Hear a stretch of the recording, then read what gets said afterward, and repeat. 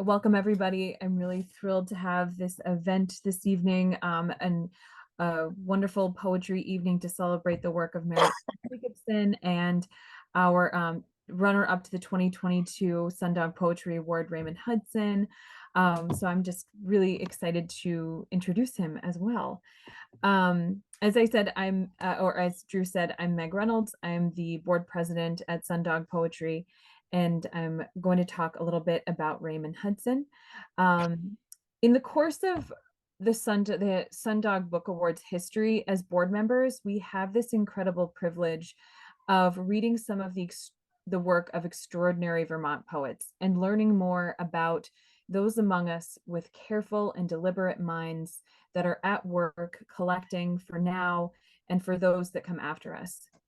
That's what I think about when I think of poetry, that it's this sort of wool gathering and magpieing and grasping of beautiful and extraordinary and difficult things. And I know I often look around and think that there's too much to gather, too much beauty, cruelty, astonishment to possibly record. Thankfully, there are poets out there like Raymond who are here and sharing in this work, and who do so with such compelling grace.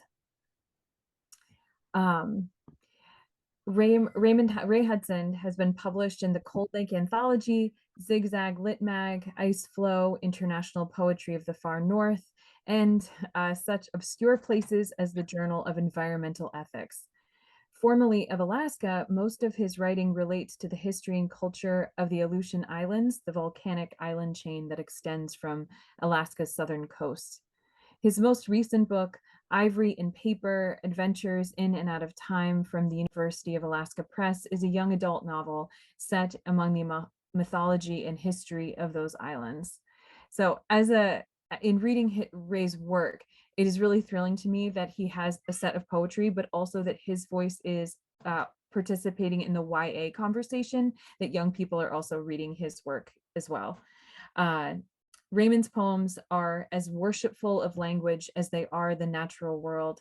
It was an absolute pleasure to explore his manuscript, a collection that takes the reader from the world we've created into the one that is, settling us there with kindness and great skill. So very excited to hear more of your work, Ray. Please take it away. Oh, thank you very much, Meg. That was awfully nice of you to say those things. I loved what you said about poetry, and thanks, Drew, for organizing this. It's a real pleasure to be with everybody and to read a few poems.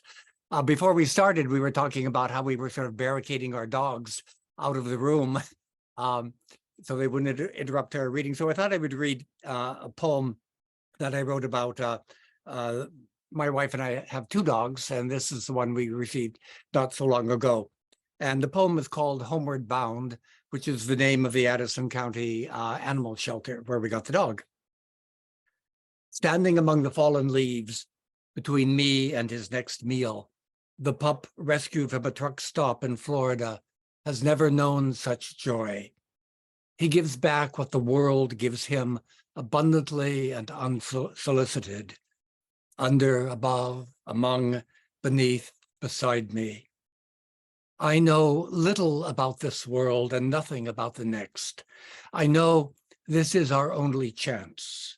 In, up, over, between, here. Instructions to a Ghostwriter is the poem I was going to start with, and I'll read it now. It came from a prompt that David Weinstock gave. David runs a wonderful poetry workshop here in Middlebury, where I live. He's run it for about, golly, a quarter of a century or so. And he gives these wonderful prompts that I almost never do. But this one I did. He asked us to write a poem in which we would describe what we would need to tell someone who's going to ghostwrite something for us. A ghostwriter needs to know something about your background, something about you. So this poem is called Instructions to a Ghostwriter. And the island that I refer to is, of course, one of the Aleutian Islands where I lived. Above this island, any island, I loved the sea, transformed into a creature free of lists. Anemone, I think, would be the one. No whale, no dark dolphin, but rock-bound carnivorous flowering beast. Even Aristotle was confused by its devouring maw, its petaled tentacles. Invertebrate windflower, if eaten raw, beware. Headless, yet sexual. I've said enough, I think, to get you started. Never reveal anything personal. Once, after a storm, I picked lupin as dark as rocks along the coast. And once, I left a friend abandoned in his grief. And twice, I said goodnight and shut the door. Use ordinary nouns. Sea fog hovered over the house for days, seeping through walls and windows, dulling the oil stove's fury. You arrived in a coat thick but porous as I wrote your name on the window. Save the best, O ghost, for starting over.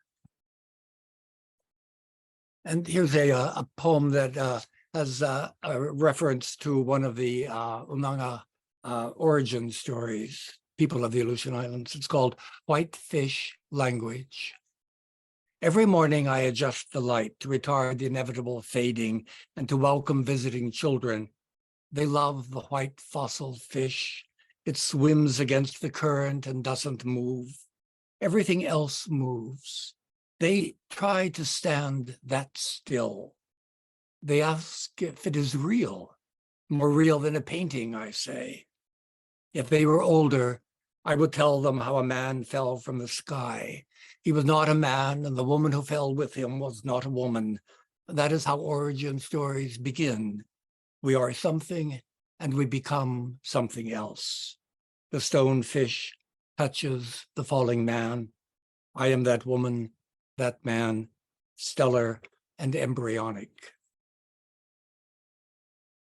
I think in April, we're going to see on the Antiques Roadshow the Vermont sections that they recorded. This is a poem called Pledge Night on Public Television.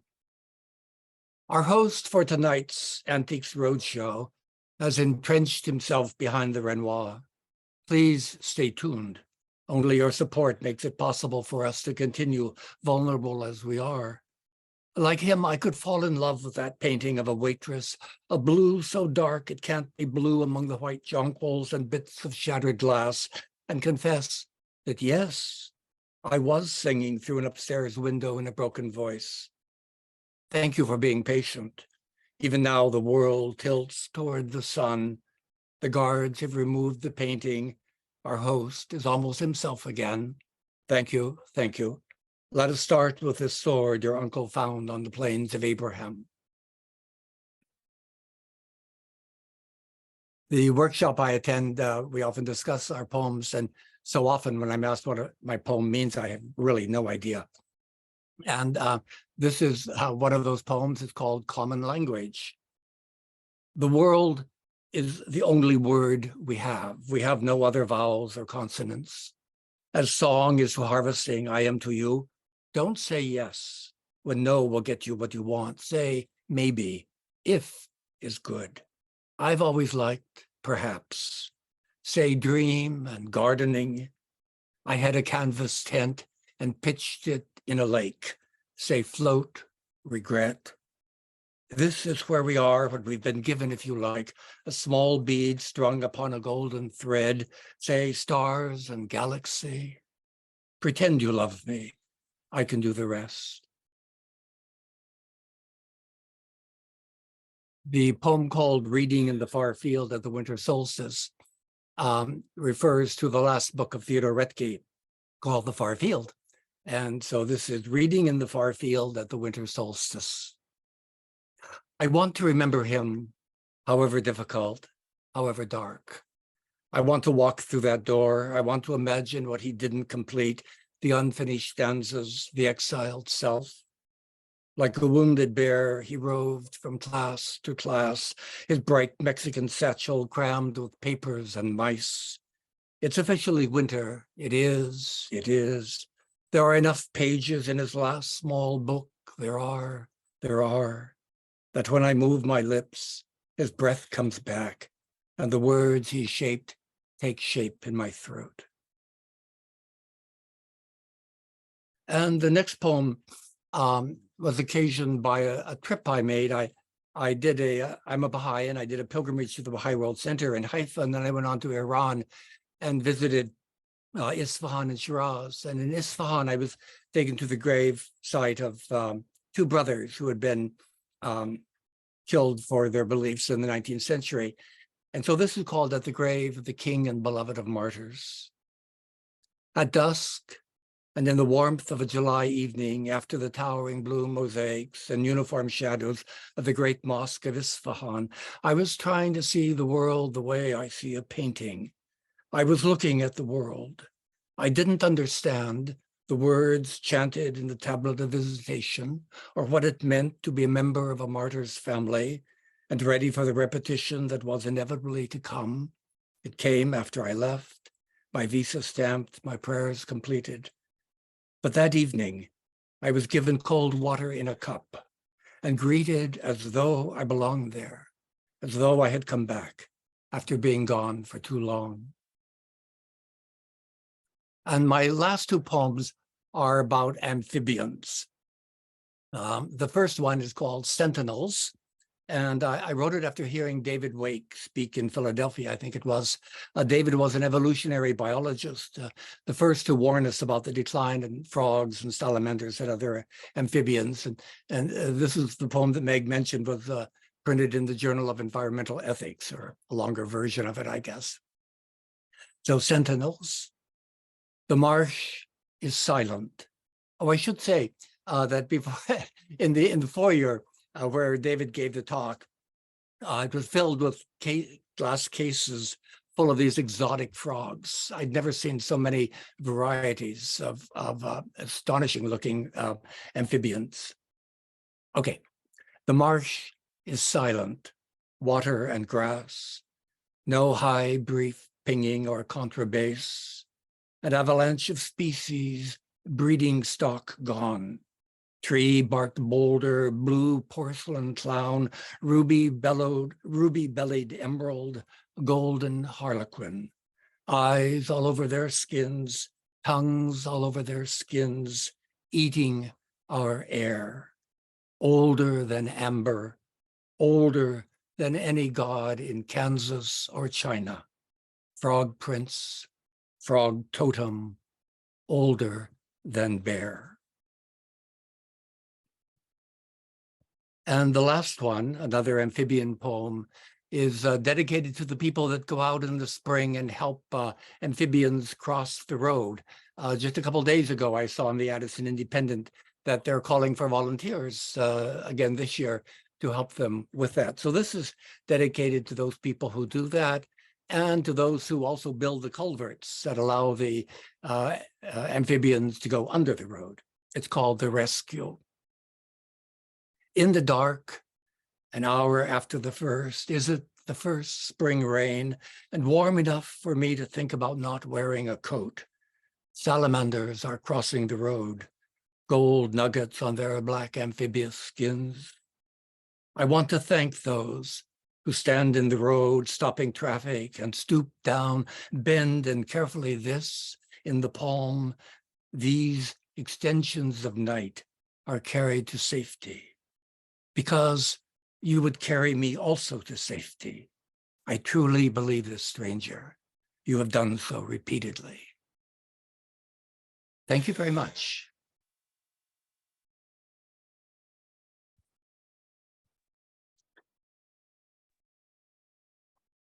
Thank you so much for that, Ray. That was terrific.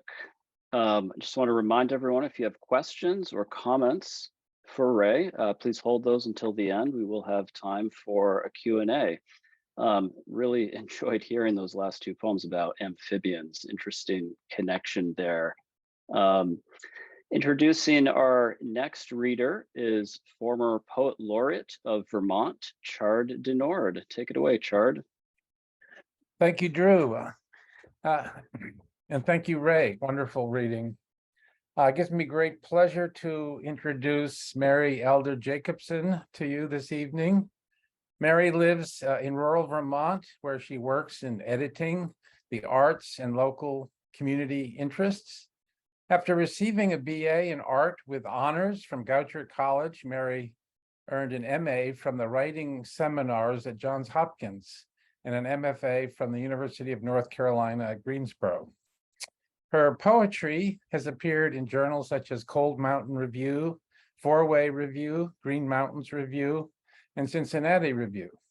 And she has poems forthcoming in the Greensboro Review, the American Journal of Poetry, and the anthology, The Path of Kindness, Poems of Connection and Joy. She's the coordinator of Words Out Loud, a fall reading series of Vermont authors held in a still unplugged 1823 meeting house up there in northwestern Vermont, in the Northeast Kingdom, rather. Mary writes poems that are unabashedly straightforward, that combine evocative, intense imagery, like that of an eviscerated loon at the end of her poem, The Red This Fall, that lies undone, blood red, pierced open. She shows while she tells, and what she tells are unabashed quotidian vignettes and observations that are stocked with immense particulars that cross over to her reader with moving human import. In poem after poem, she simply dares to record with heroic conviction what she calls, quote, the good, end of quote, in the world, which she in turn abjures her readers to spread as well. Her poems, therefore, serve as invitations to her readers to feel as intensely as she does about those things she both loves and grieves and has no apprehensions about naming. Mary, thank you for reading this evening. Thank you so much, Chard. Thank you, Sundog Poetry Center, for everything that you guys do. And it was just really an honor to be invited and be introduced by Chard. And it was a joy today to connect with Ray. I'm looking forward to your work. I feel connected to it already, and I look forward to seeing it in book form. So yeah, here I am. I'm in North Calais, Vermont. It is rural. Somebody asked me the other day, how are the roads over there? And, you know, it's kind of muddy. And I said, dark brown. So I've picked out about 8 poems. And then I think we're maybe going to have a Q&A after. So here goes. Thank you, everybody, for being here. The first poem I'm going to read is an ekphrastic poem. It was inspired by a large black and white woodcut that I have that is by a Swedish artist named Christina Anselm. And the Swedish title is something like Samgalgren, but it's Swedish, so I don't really know. But the translation is Sleepwalker. I'm starting this with this one because it has good mouthfeel for me to start with. And I hope it's a good earful. Sleepwalker. Silver sharp blade up against the inky night. The crescent moon's razor shaves a narrow swath of stubbled grass, much brighter than the rest. And like a velvet aisle on which a bride has trod, this moonlit stretch of field is hers and hers alone. Her simple dress is more akin to shift than nuptial gown.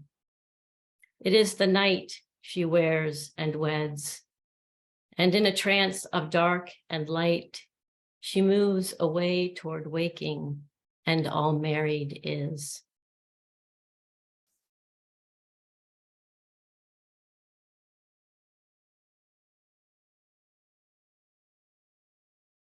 Next poem is called Reflection. And in it, I reference 2 types of mirrors, using different words for them. But one is the bullseye mirror. If you've seen the old bullseye mirror that are convex and, you know, sort of show a whole room. And the other are side mirrors, like a car's side mirrors. Reflection. I have always loved the word reflection, the way it sneaks up from behind at different angles, shows off in the polished chrome wing mirrors of some guy's prized 55 Thunderbird, preening in a bevy of vintage cars parked on Nichols Field. The way it dangles in pearly luster in the teardrop earrings my neighbor wears. The way it both recedes and comes in close to face you, like the supermoon or those other random skewed views. Domestic interiors lost in orbit inside antique convex mirrors. I love how it comes to play with sunlight on water, like an enviable toddler dancing freely with no one but himself. How it can be visible, image refraction, or audible, the way a wild echo will luff and taper as the loons call back and forth across the lake, deflecting their songs of hunger, lust, labor, distress, rapture, success. How the fledgling loon, taken aback with it, catches sight of her upside down self and laughs, coos her muted hoot, then trails along in the rippling tremolo of her mother's wake. For the pause it gives, for pausing's sake, for its open invite to anyone, for its hey, wait, look. I have always loved the word reflection.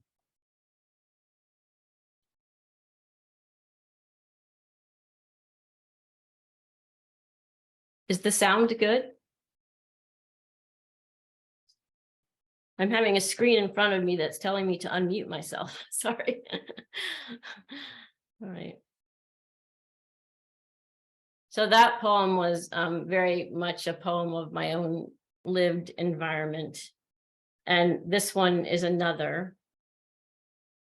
This is a fall poem. Fall in Vermont can be so vibrant, and sometimes the memories are indelible.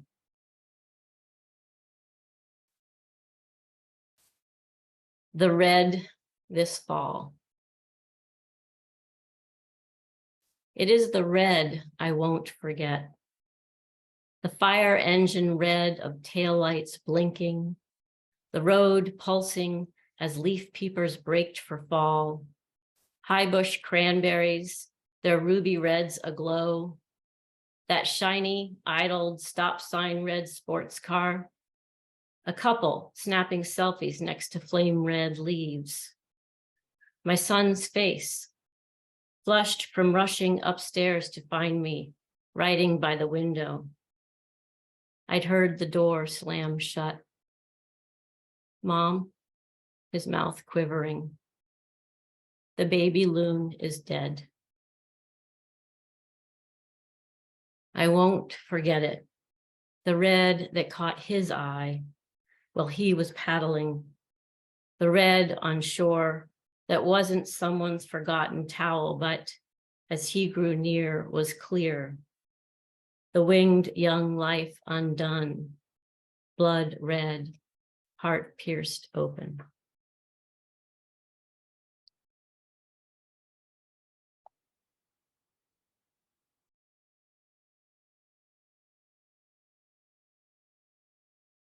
This is a fairly recent poem.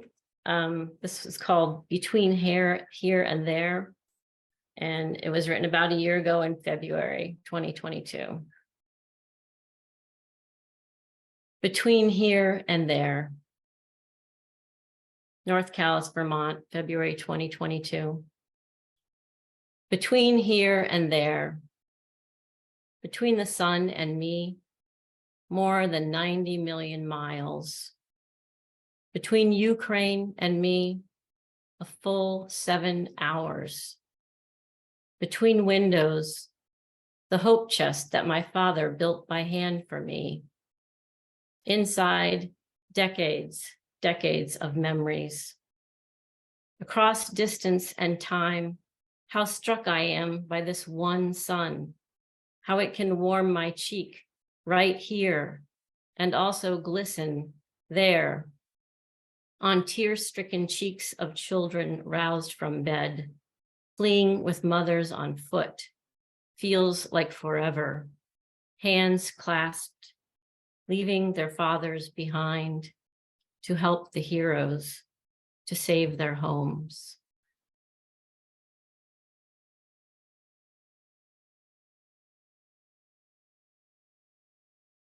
It's amazing to think that we are more than a year out from that, and it's still going on in Ukraine. Sometimes we might want to step away from the news, which brings me to my next poem. This poem is a villanelle, which many of you probably know has a particular rhyme scheme, and it also has certain lines that are repeated in a certain order, which you'll hear. One line from this poem that repeats is from a story that a dear friend and fellow poet Jessie Lavasco told me once. Something someone said to her, which is, "Let the first thoughts of the morning be your own." So this villanelle is called On Waking. Before you get all tangled up in today's confusion or worry just where to begin amid the chaos, hush, let the first thoughts of the morning be your own. Forget the daily news, leave those headlines alone. Wake up slowly, splash your face, find your hairbrush, before you get all tangled up. In dawn's confusion, it's crazy how we lose sight of things. One by one, busy, we race past ourselves. Whatever, don't rush. Let the first thoughts of the morning be your own. Let yourself pause. Let the quiet come. You're okay, alone with the breeze, the gray squirrel, the thrush and the cranberry bush. Before you get all tangled up in the day's confusion, picture yourself by a window on the outside looking in, like that small fox just scampering out of the brush. And let the first thoughts of the morning be your own. Then watch as you and the path you're on become one, weaving your way forward, clear and refreshed. Before you get all tangled up in the day's confusion, let the first thoughts of the morning be your own.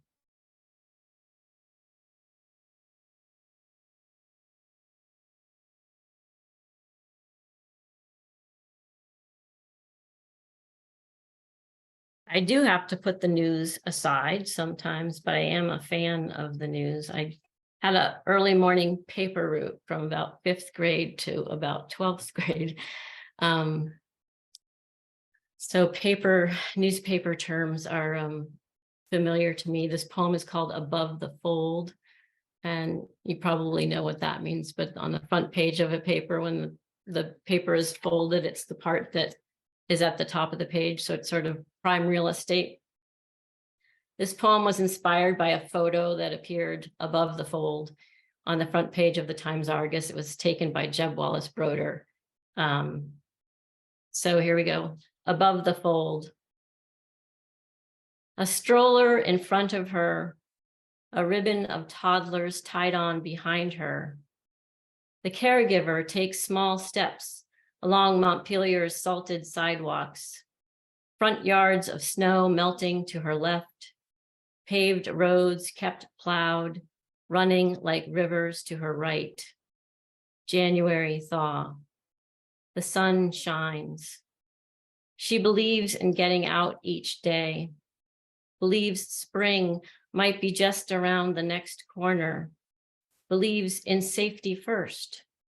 The children believe in her, believe in snacks, believe in naps, believe in walking field trips to see frozen waterfalls, believe in play, believe in wearing boots to keep feet dry, mittens to keep hands warm, and winter hats as orange as traffic cones to keep being seen. Reader, believe in this. Spread the news. This world, it still has good in it.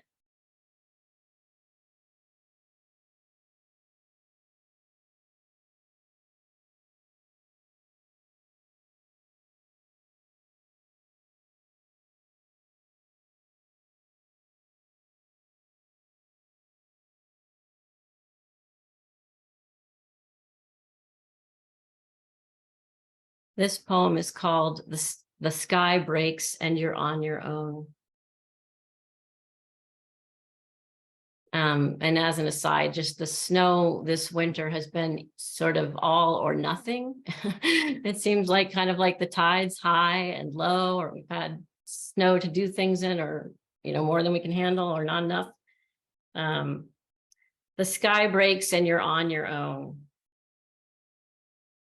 After a long spell of no hope for fresh snow, there comes a sudden squall. All night long, the dark darkens with it. When day breaks, the sky blues, and you're stepping out into early morning. You don't expect to be seen. In black muck boots, rumpled robe, holy fleece, you heft the oversized shovel and ask yourself if you can handle it all alone. Load by doable load, you move this new world from here to there across the old back road. You hear what sound? Your neighbor shifting gears. He slows, says hello, speaks your name, asks if he can help push this all away. His open window lets you see him clearly. Young, too young widowed. You remember his wife's name before his own. How long has it been, you wonder? There in his big pickup with its huge plow, he looks small. You both know some cliche weather jokes. He smiles, small smiles. Touch his shoulder, your reflex says. I'm so sorry, your mouth says. I can't not say something, your heart says, about Carolyn. The air completely stills. This grief is deep. It reaches his eyes.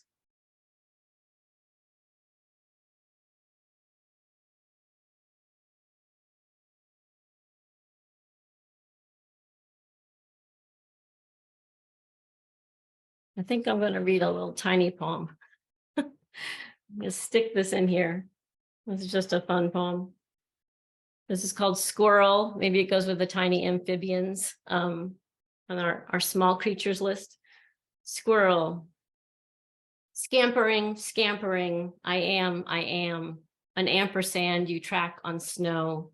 End, back and forth and to and fro. I come, I go, I come, I go.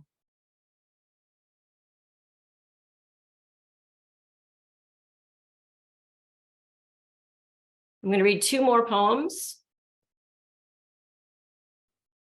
and then turn it back over to the hosts. This poem is called Stone Chat. And I think that this poem wouldn't be here if we didn't have physical books, because it sort of came to me when I was looking up the words stone and pebble in the dictionary. And when you look things up in the real dictionary, your eye falls on nearby words. And so there near stone was the word stone chat. And stone chat is an old world bird that is apparently named for the way that its call sounds. And I started to wonder about, well, who the heck named that stone chat? And it was kind of a turning point for me when I decided it was a woman. So Stone Chat. Stone Chat. Who first thought to name it? Who first heard its cry? Before she heard the stone chat, did she stoop at river's edge, the weight of an infant pack heavy on her back, her blistered feet blessed by the water's foaming eddies? Did she ask what sort of pebbles fall, that they may sound like birds singing? When she first heard the stone chat, did she hear the rhythmic whisper her broom sang into air, moving its patterns across the dirt floor? Did she pause long enough to notice the design her body and broom had wrought out of the dry earth, the straw-combed hearth at her feet, the way the ribbed dirt lay like a tablet before her? Perhaps it was then that she squatted down to trace her name in the blankness. Then, when she called the lines her own, connected sound to sight and heard again the falling pebbles, their music drawing her eye to an open window through which she saw on a wavering branch, small and copper-breasted amid white flowers and dark berries, the song's true source, to which she listened, then wrote beside her name, Stone Chat, Stone Chat, Stone Chat.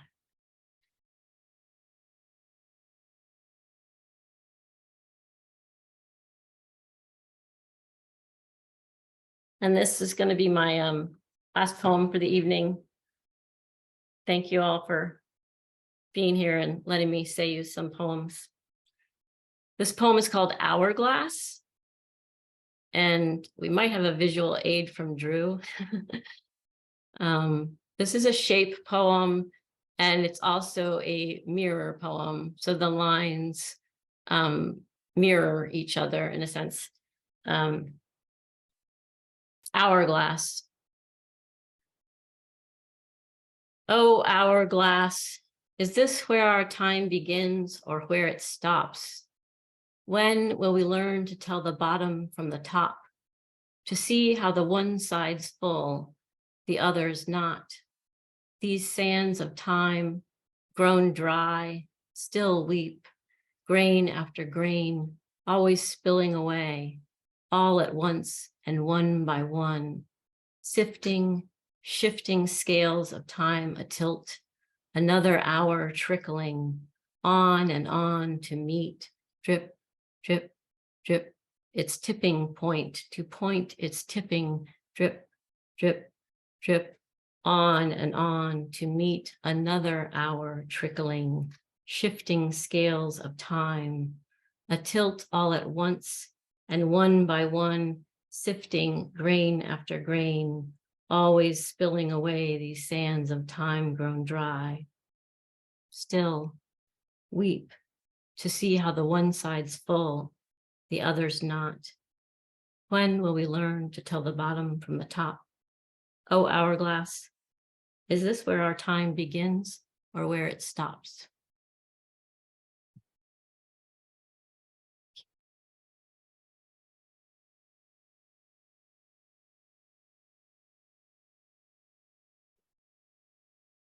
Thank you for that, Mary. It's such an interesting final poem, an hourglass form.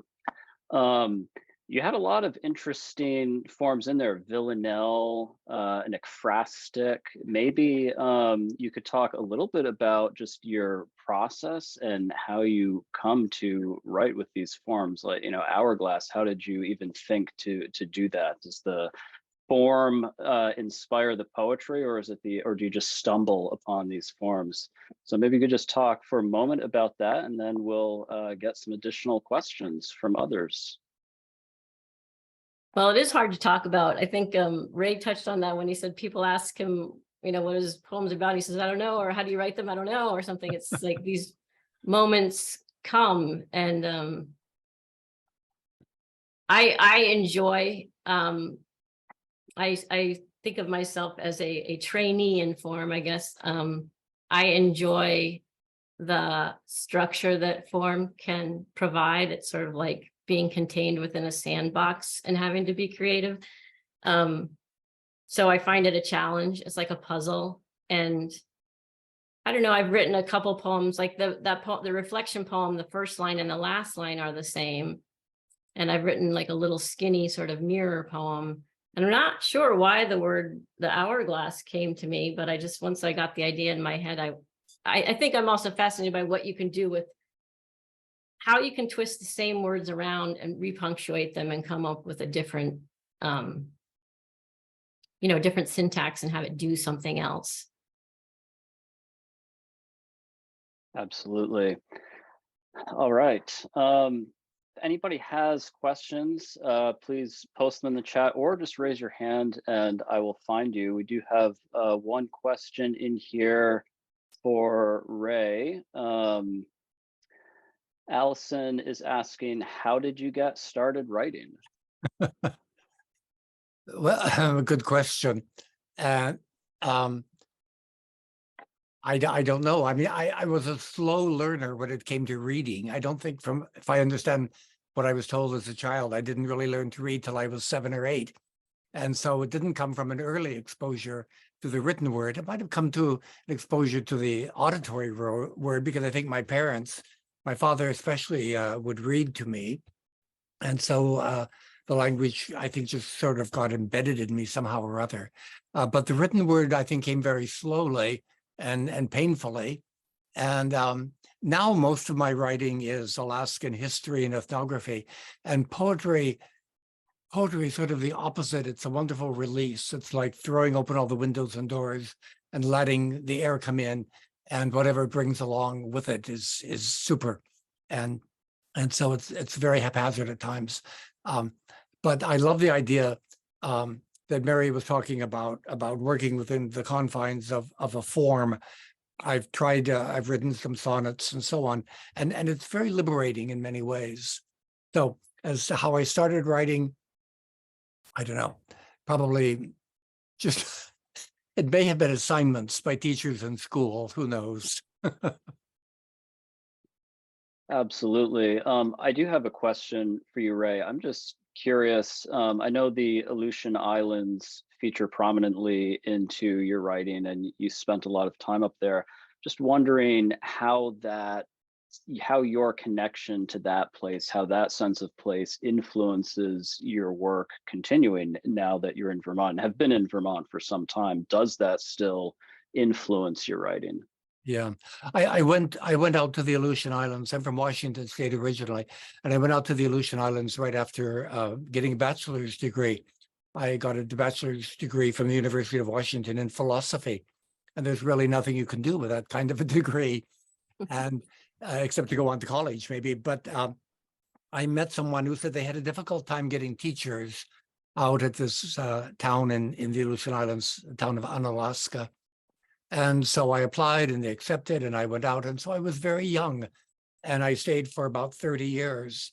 And I think when you're of that age, it's easier to take in smells and sounds and all the sensual things that bombard the body. And so it becomes part of you. And so after coming back to the lower 48, my wife and I came to Vermont. And it's been lovely. It's a beautiful state in a wonderful town that we're in Middlebury. Although I still find myself thinking of Burlington and occasionally saying I'm going to drive to Anchorage, and people give me a very strange look. And so I don't know. It's just it continues to influence me. And of course nowadays with the wonderful technology, I Zoom with people up in the Aleutian Islands, and I serve on some committees up there. And so it's very easy in many ways to keep touch. I still, and so I think even though I've been in Vermont since about 92, I still think of myself as a newcomer because I don't have what people have who are raised in a place. I don't have the sense of smells. When I came here, I was really too old to lay down in the dirt and begin sniffing it. And No, you're not. No, you're not. I'm not. Okay. You're not. Never too old for maybe that. Maybe I'll try it. Yeah. Ray, I was wondering Um, what brought you to Vermont and from Alaska. Where we lived on Alaska was a very remote area. It was about 800 miles to Anchorage. And so my wife and I decided if we were ever going to move, we should do it while we were still somewhat ambulatory. And Shelley was from, she went to Castleton, and she's from upper New York, Ballston Spa out of Saratoga. And so we came to this area, I see. and it's been wonderful. Good, great. Okay, thank you for that, Ray. Any other questions or comments here? Not seeing any hands, so unless anybody has anything. Oh, Amor, yes. So I think it's very interesting, Ray, that you talk about your father reading to you and you not reading until later. I have a grandson who took his time learning to read. And I think it's quite interesting to think about you as a child, listening to your father reading and possibly understanding some and not other things.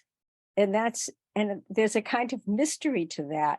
And I honestly see the tie into your poems, because there's always a kind of mystery to the poems, as well as this exquisite sound and flow, and it's just been a deep pleasure to really listen to both of the readings tonight. They're very, very different, but complementary. And thank you very, very much. Hi, Okay, Chard. Nice to see you. Hi, Happy. How you doing? Well, Good. still writing. Excellent. Excellent.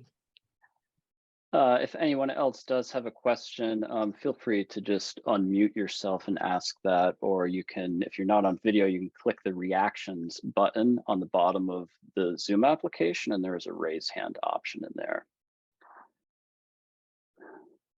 All right, well, not hearing any more. Hey, Drew. Yes, hi, Bill. Bill Drislane here. Good to see you. Mary. Hi, Bill. Good evening. So great to see you and to hear you. Your opening poem, Sleepwalker, was that it? And Yes. you started with your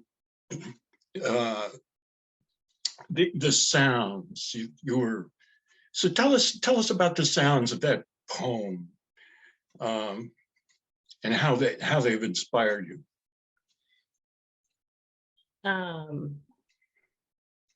Well,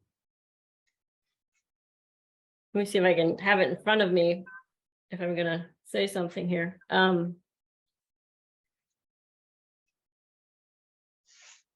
This poem does not actually, it doesn't have a certain rhyme scheme or anything, but I think if you could see the art, it's sort of like almost like if Escher loosened up and went organic or something. This woman, Christina Anschum, the artist, is amazing at black and white flowing into each other. So in this piece of art, the little sort of eyes that are on birch trees turn into waves on water, turn into birds, and it's like everything is sort of melding together. And I think as I was working on it, I just maybe I was inspired by that, but like I'm not speaking very well right now, but the inversion at the end just sort of happened, and I like it. She moves away toward waking, and all married is. It just felt right, like things are sort of turned around, and trying to talk about black and white, that is the art, but not really say black and white, and trying to use words like, the inky night, and words that would go with woodcuts, which I have done myself. So sharp, silver sharp blade, and the moon's razor, it's a crescent moon, but sort of trying to have the language of the arts maybe blurring with the visual fusing of the art and the poem. That makes sense. Thank you very much. So I think it's very, very interesting that both you and Ray are artists, and Ray makes prints as well. And, so you're both artist poets. Yeah, and I didn't know, I mean, I don't know Ray, so I'm looking forward to getting to know Ray, but yeah. And I think that gives an incredible visual quality to the writing that you both do. The images, the feeling, the seeing, as well as the hearing and the feeling. Thank you. So Mary, I know you did not grow up in Vermont, but Vermont seems very much to be your place of poetry. So how does that geography affect your thoughts as you're getting ready to write a poem? Oh, well, often a lot. I'm talking right now to my cousin. Thank you for being here. Who reminds me of my father, who's not here, and Margaret and John right in front of me now. That's wonderful that you're here. Thank you. Sometimes I think it's the Pennsylvania countryside that got inside me when I came to Vermont, and I don't know, the wilderness. Today I saw a fisher on my walk, and then I saw an owl cross in front of me, and I just at one point just started to laugh and cry at the same time. And the land is amazing. This space that I have around me is, a lot of the time, it's solace, But yeah, I guess all of the elements are in my face, and they often get into the poems. Thank you guys for being here. Mary, are you still hosting the readings at the Meeting House?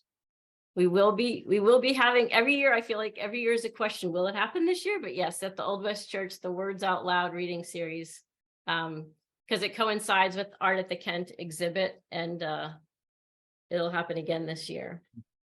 For those of you who don't know, the Meeting House up there in Calais is perhaps one of the most beautiful sites in the entire country for readings. And it's in this 1823 Meeting House that's still unplugged, no electricity. So you really feel like you're stepping into the 19th century there with all the original pews, and the acoustics are beautiful, and the countryside, as Mary just described, is just stunning.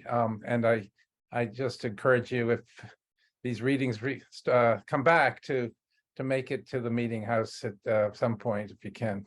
What time? So of year it's, do they yeah, have? it's called the Old West Church. They do have a website if you want to look it up. Old West Church on Old West Church Road. And yeah, it's really wonderful. What were you going to say, Ray? Oh, I was just asking, what time of year do you have the readings there? This year there'll be the last 2 Sundays in September and the first Sunday in October. I'll put it it'll be out there, but I'll put it on the Vermont Poets page or something like that. Looks like somebody posted a link to the Old West Church in the chat, so you can take a look there if you want to see more about great. that. And I Thank think you. Meg had a comment. Yeah, I just wanted to make sure that before we go, that Mary and Ray, you both have an opportunity to say where else we can find your work, where we can grab books if you have them, where we can get more, because I feel like we're leaving wanting more.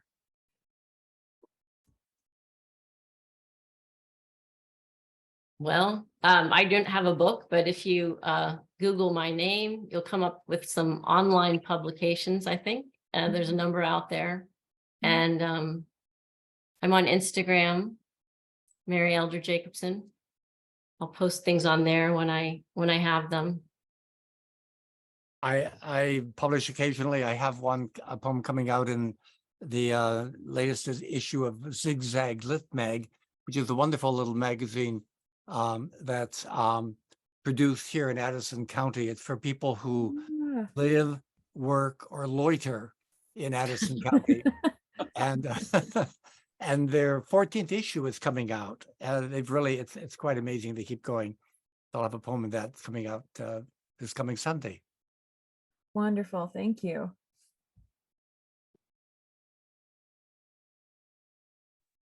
All right, well, it's 8 o'clock.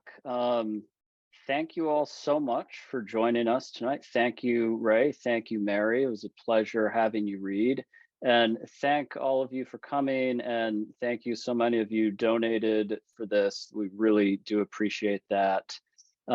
For anyone who wasn't here at the very beginning, I do just want to put in one last plug for our book launch event on April 4th for Bethany Breitland's Fire Index. That's going to be at Phoenix Books in Burlington. If you scroll to the top of the chat window, you'll see a link for that. So join us for that. And check your inbox tomorrow. We will be sending a very brief follow-up survey. We would love it if you could fill that out. It'll probably only take a minute or two of your time. So anyway, thank you again, and good night, everybody. Thank you. Thank you. Thank you, Thanks. Drew. Thanks very Thank much. you so much. All right.